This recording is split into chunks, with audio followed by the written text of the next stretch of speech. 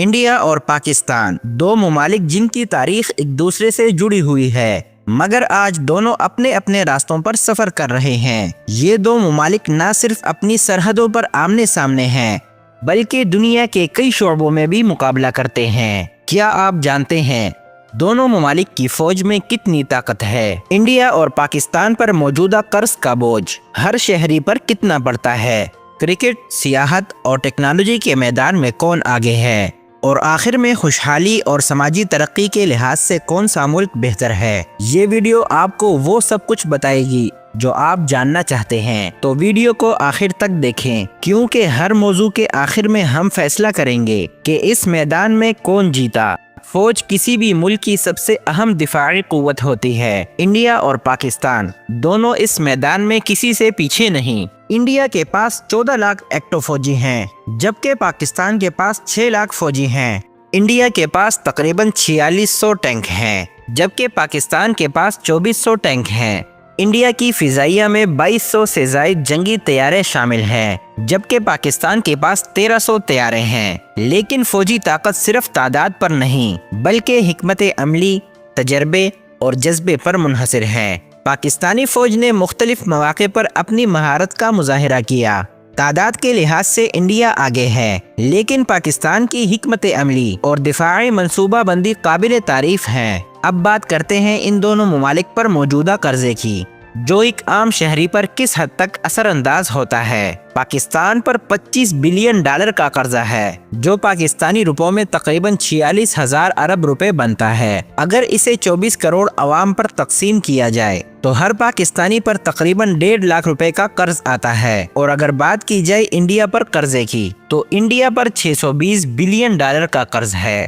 اگر اسے 140 کروڑ عوام پر تقسیم کیا جائے تو ہر بھارتی پر 36,000 روپے کا قرض ہے۔ انڈیا کا مجموعی قرضہ زیادہ ہے، لیکن فی کس بوجھ پاکستانی شہری پر زیادہ ہے، جو پاکستانی معیشت کے لیے ایک بڑا چیلنج ہے۔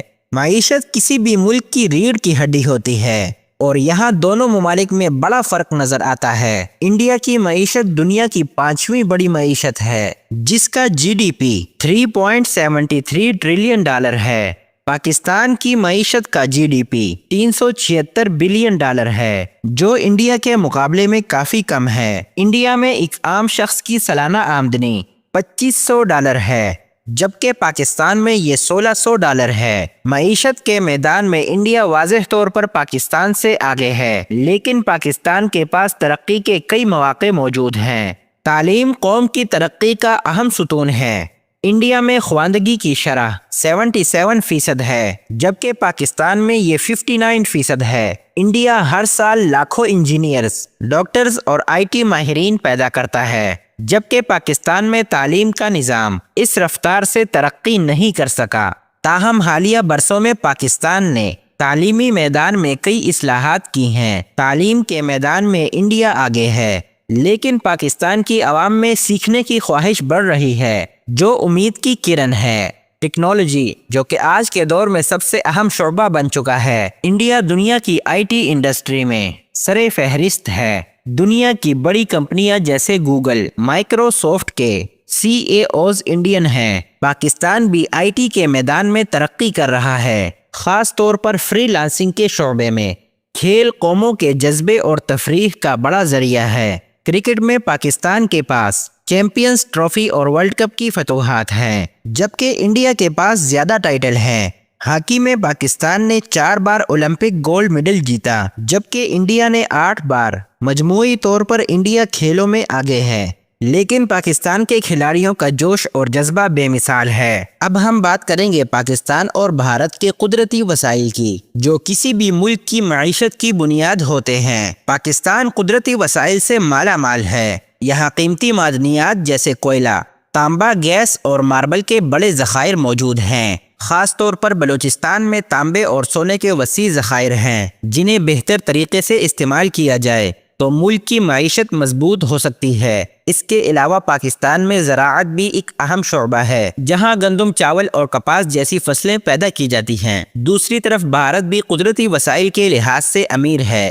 وہاں کوئلہ، لوہا اور چونا پتھر کے بڑے ذخائر موجود ہیں۔ بھارت زراعت کے ساتھ ساتھ معدنیات اور صنعت میں بھی آگے ہے۔ ان وسائل کا بہتر استعمال بھارت کو ایک مضبوط معیشت بنانے میں مدد دیتا ہے۔ قدرتی وسائل کے میدان میں دونوں ممالک میں کافی صلاحیت ہے، لیکن بھارت نے ان وسائل کو بہتر طریقے سے استعمال کیا ہے، جبکہ پاکستان کو اس شعبے میں مزید محنت کرنے کی ضرورت ہے۔ تو چلیے اب بات کرتے ہیں صحت اور طبی سہولیات پر۔ پاکستان میں دیہاتی علاقوں میں طبی سہولیات محدود ہیں اور عوام کو بڑے شہروں پر انحصار کرنا پڑتا ہے۔ پاکستان میں صحت کے نظام کو بہتر کرنے کی ضرورت ہے۔